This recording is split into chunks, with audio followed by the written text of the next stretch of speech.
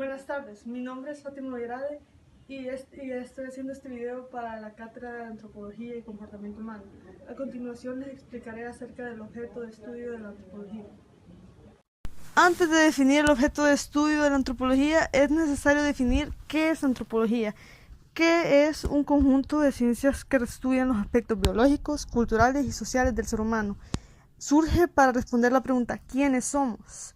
Esta pregunta es grande y casi imposible de responder por cómo seguimos evolucionando. Cada ciencia tiene delimitado sujeto de estudio y método de cómo hacerlo, como la biología, geología, química o física. No así la antropología, que a pesar de tenerlo claro, no puede estudiarlo por la complejidad de niveles y dimensiones que constituyen al ser humano.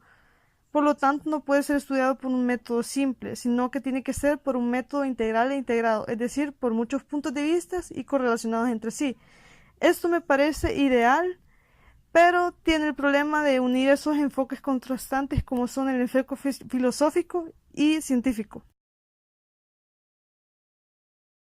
El ser humano como tema y problema. La dificultad del estudio del ser humano es que es problemático, y el ser humano siempre ha tenido una idea acerca de sí mismo. El hombre antiguo se veía como tema, algo constante y definido, y el hombre actual se ve como un problema, a pesar de la muchísima información que tiene en esta época actual. Su identidad se ha tornado insegura. ¿Será que esto es efecto de la tecnología y medios de comunicación que cada vez nos alejan más como especie?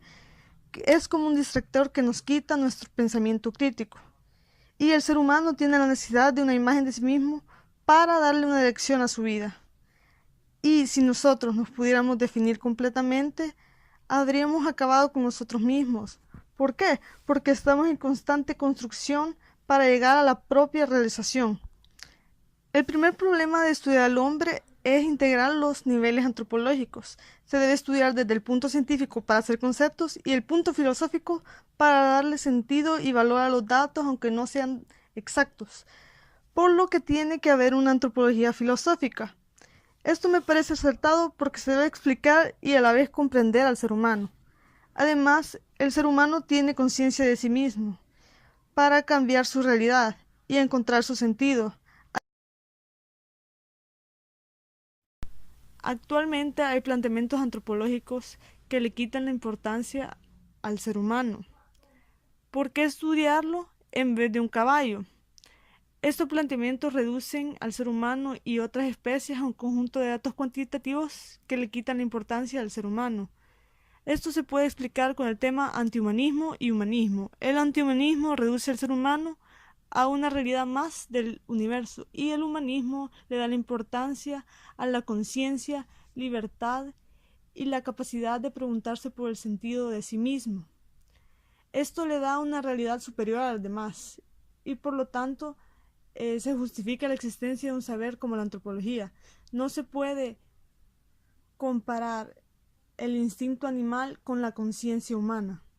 Esto nos lleva a que el hombre es sujeto y objeto a la vez de su propio conocimiento, lo cual nos lleva a perder la objetividad del estudio, porque el objeto es un sujeto, y entre más se estudia como objeto, más se disuelve, haciendo necesaria unirse con el saber filosófico para dar la razón del sentido del ser del hombre.